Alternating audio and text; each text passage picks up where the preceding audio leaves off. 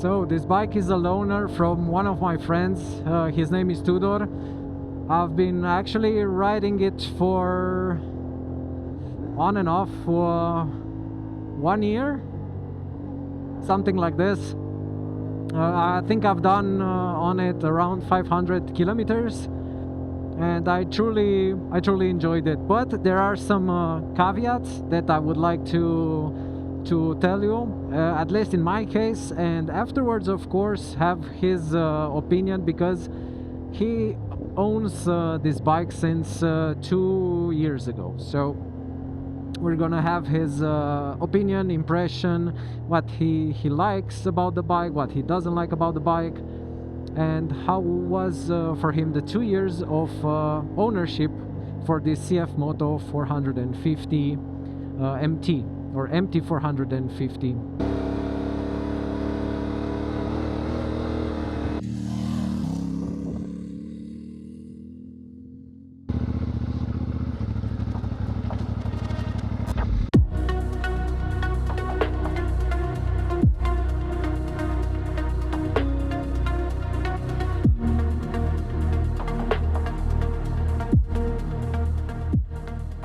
Okay guys, let's talk about this bike, the CFMOTO MT 450 or CFMOTO Ibex 450 for our US friends.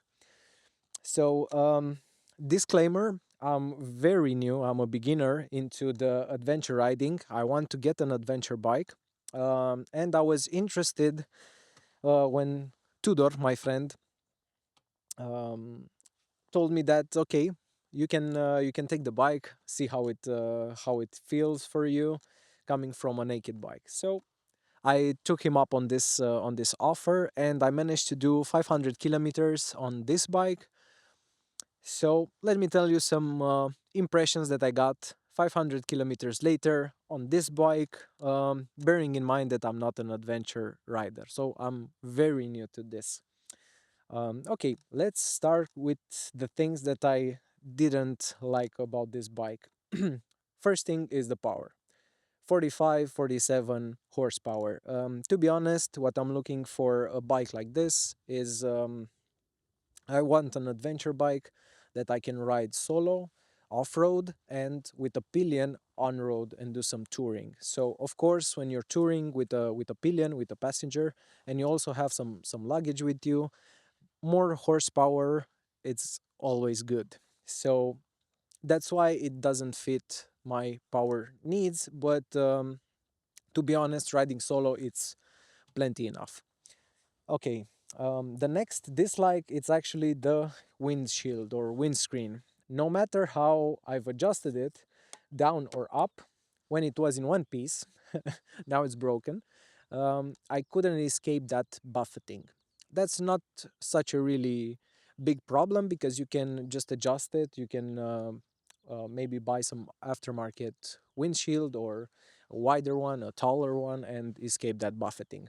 But it happened to me, so I wanted to mention that. Another thing that I observed on this bike is regarding the gear shift lever. So when you're coming to a stop, you want to go to neutral, it's very hard to find neutral. I'm not sure if it's specific to this bike. Maybe it has a hidden issue or something. It's not greased properly, but it happened to me a lot of times.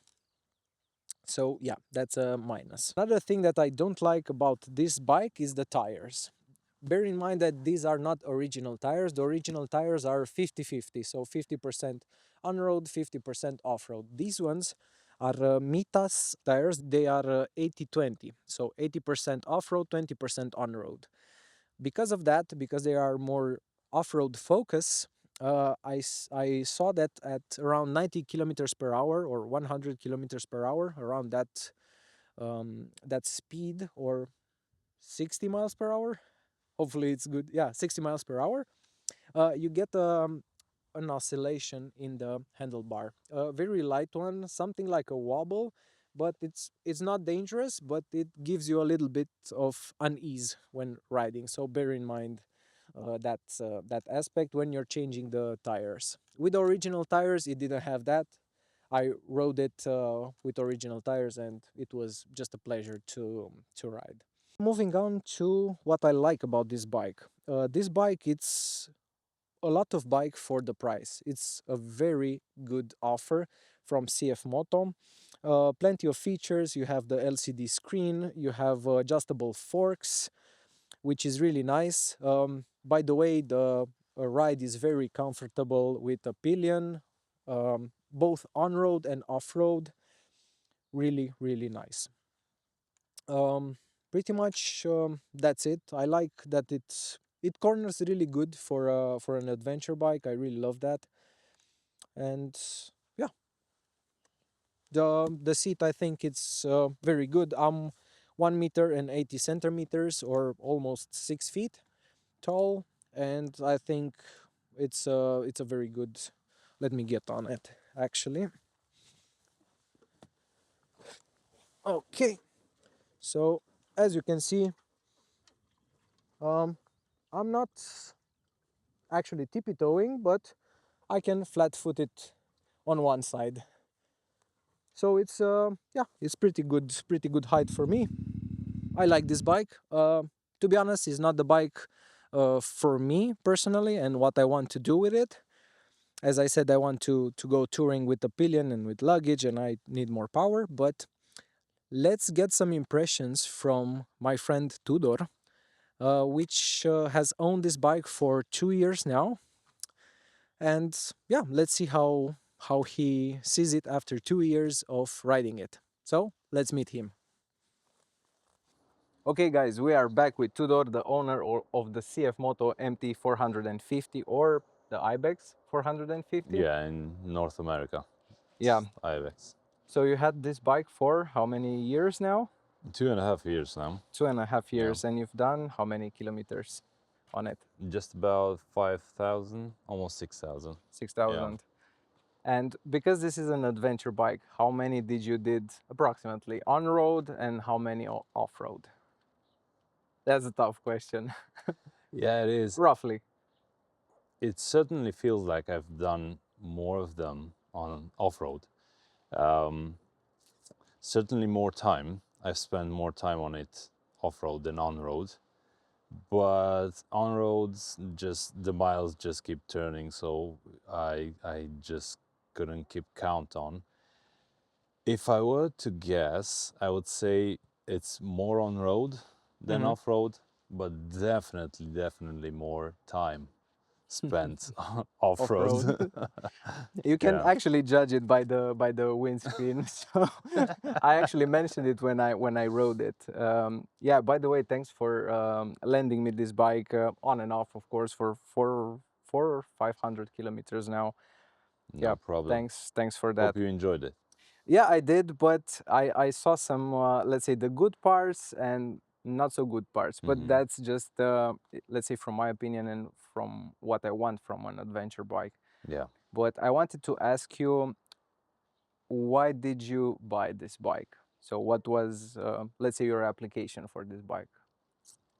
So I had two bikes before, and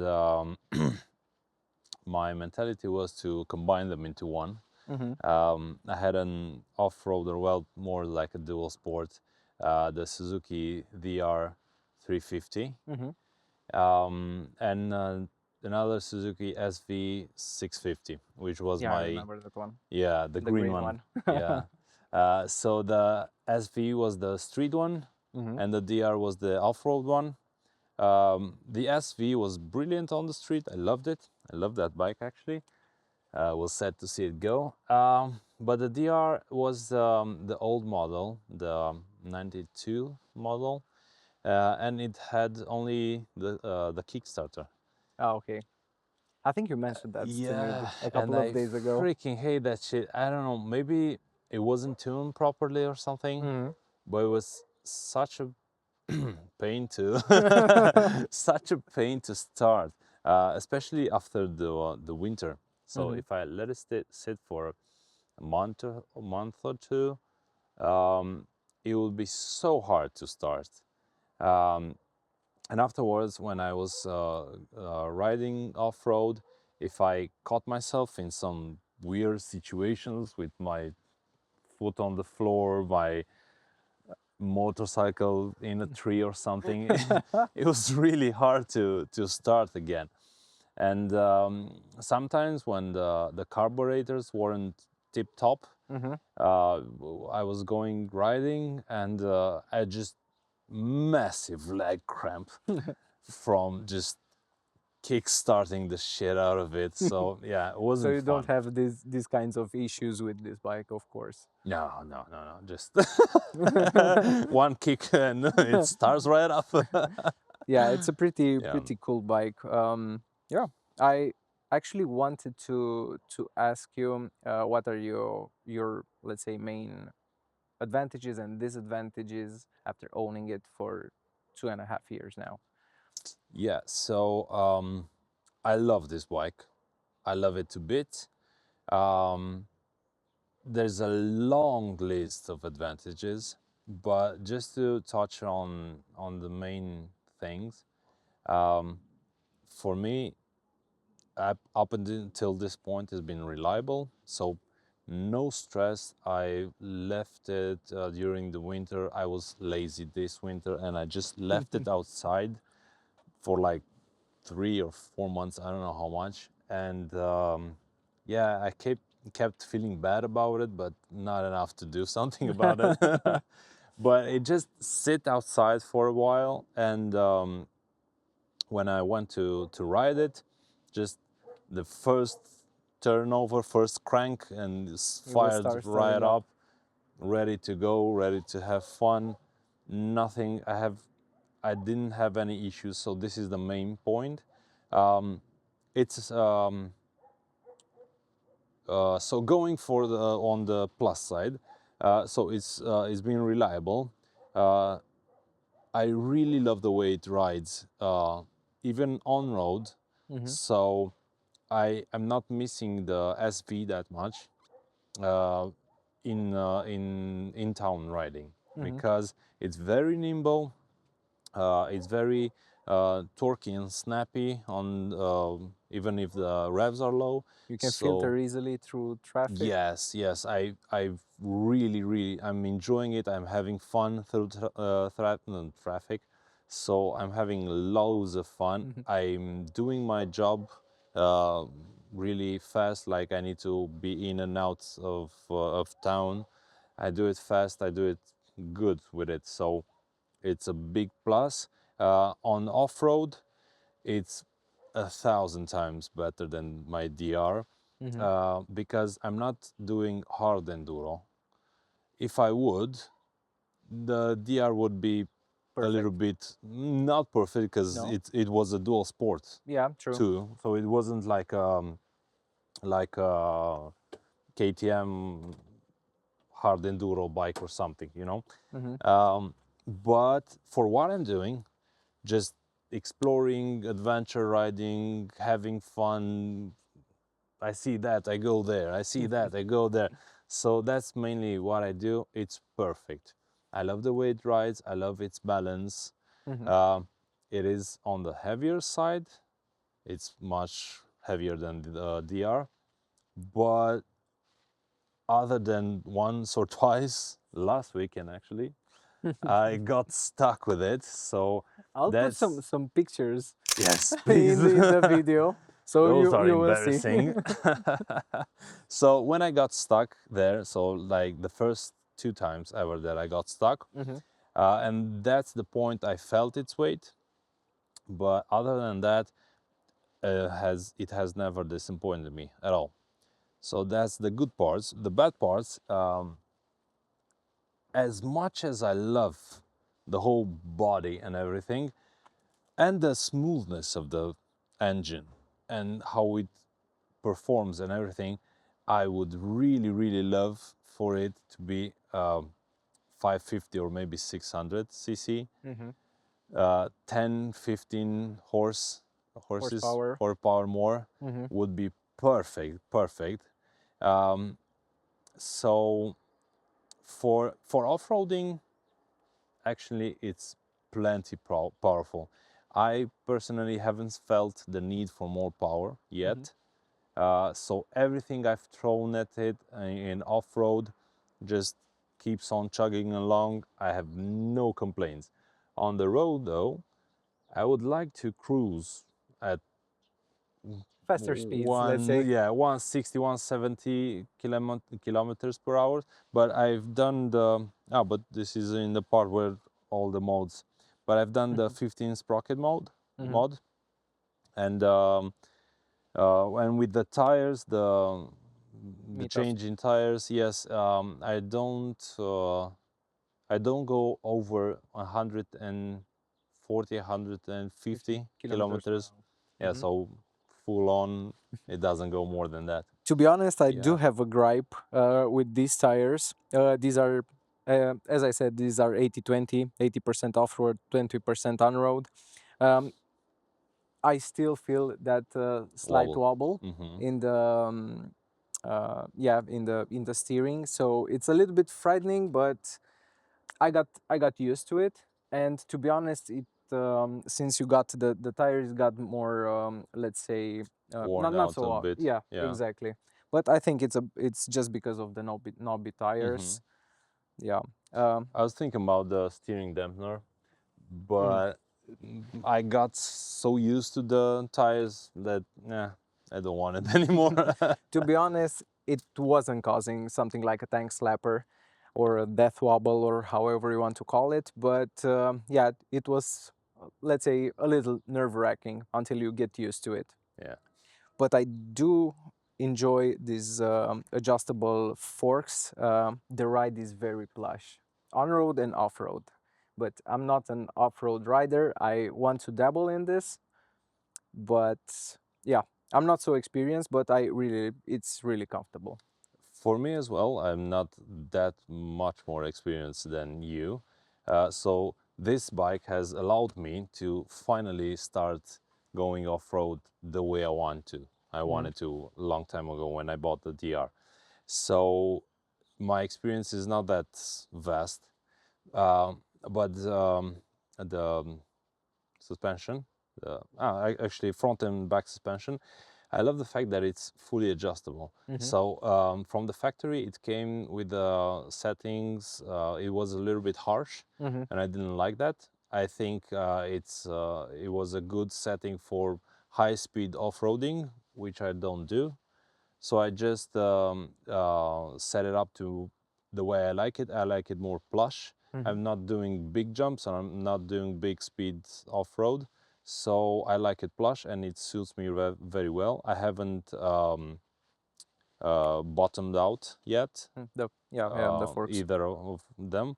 And yeah, I love the fact that I can set it up more plush than it comes from the factory. Yeah. Yeah, it's quite nice. I also ridden this with Wana Hmm. and with two people on the bike. It's really comfortable. So I'm not sure how you set it up, but it's very good. It's good for like riding solo, Yeah. riding a little bit off road, and riding with a pillion on road. I didn't try with riding a pillion on off road because I'm not that experienced and I didn't want to crash your bike. I've been starting doing that with my girlfriend, and it's going well. Mm-hmm. We're both learning at the same time to ride dual in two up in Mm-hmm. off road, and it's fun, and it can take us no problem at all. So Yeah. again, it just goes. Yeah, but the tech on it, I just like it. Yeah. LCD screen, you install the T-box, if I Yes. remember correctly. Big So, mistake. yeah, Yeah. why? No. CFMOTO just f***ed everybody over. We're gonna beep that part, but Yeah. still true. I don't know if you know about the scandal, but it was a very Not quite. yeah no. So with the T-box, they have a lot of tech. They have the GPS. They have the connectivity to Satellite yeah to or satellite, but to 4G? yeah to 4G. And now they've last year or something like that, they've introduced sort of a dumbed down version of Apple CarPlay or Android Mm-hmm. Auto. So you have Google Maps on your dash, Uh, Everything was cool. My bike came without a T-box, so I You had to bit, purchase it yeah, separately. bit the bullet and bought the T-box. And now, last year, they've introduced a subscription. I just hate that. Yes, so everybody just got pissed. I did too, but I just stopped using all that tech. Hmm. So That's really bad. I think ATM also did that at some point with some really, features. I think so. yeah, well, they're almost the same. I So have to double check this because I'm yeah, not sure and I don't want to spread the false information out there. yeah. But So this yeah, goes in the category of don't like about the bike. Yeah, yeah. yeah. I would add one more, Mm. the shifter Oh and yeah, shit, finding neutral. and the shifter. Yeah. Mm-hmm. It's really hard. I think it takes like 4 or 5 tries when you're reaching a stop to get into neutral. Yeah. So that's it's not that big of a deal. You get used to it, Mm-hmm. but I don't know. Maybe when you're changing the oil. I'll visit the dealership to see if they can adjust something, the clutch or something. But yeah, finding neutral on this bike is a pain. I don't know why. Maybe the thickness of the oil. Maybe Hmm. I don't know what's going on, but it's not fun at all. So the shifter is my biggest gripe. Hmm. The tech and the T-box is my second, but I just forgot about it. And yeah, other than that, I don't have many complaints about it. But the shifter is bad. Yeah. On my bike, I haven't encountered many people with this particular problem, Hmm. so they're not complaining so much. The most complaints I've heard about it is the snatchy throttle. The Euro 5 map on it just makes it so the throttle is on off. Yeah, it has And like something like a notch. I had that on my yeah, Honda yeah. So it's not on the CB650R. this model specific, but I've dabbled a bit in. I've worked on the Fine tuning yeah the on the throttles. Hmm. throttle slack, Hmm. and I think it's gone, or maybe I got used to it. I don't know, but it doesn't annoy me anymore as much as the shifter. Yeah. Awesome. To be honest, I wanted to love this bike, but the one main reason that I don't love it is because it's a little underpowered for what I want to do. Yeah. I want to dabble into off-road, as I said, and also travel with a pillion and add some luggage on the bike. So I would need a little bit more power for that, of course. Hmm. But other than that, I think it's a good bike and it's good value for money. Yes, and the price is one of That's the best key points. Uh, the it's insane value. So yeah. I for what it offers, it should be maybe double the price. So Maybe meh. CFMOTO, don't take this Yeah, into don't action, listen to please. this. But yeah, the price was the big selling point for me. Yeah, yeah. Yeah. To be honest, I was looking into the MT 800 and MT 800, MTX, yeah. yeah, 800X, because you told me about it. So I'm I got thinking about really it. interested in that one. So yeah, man. Thanks a lot for lending me this bike You're and welcome, man. Anytime. doing this video. I really enjoyed it. And yeah, see you on the next ride. See you on the road.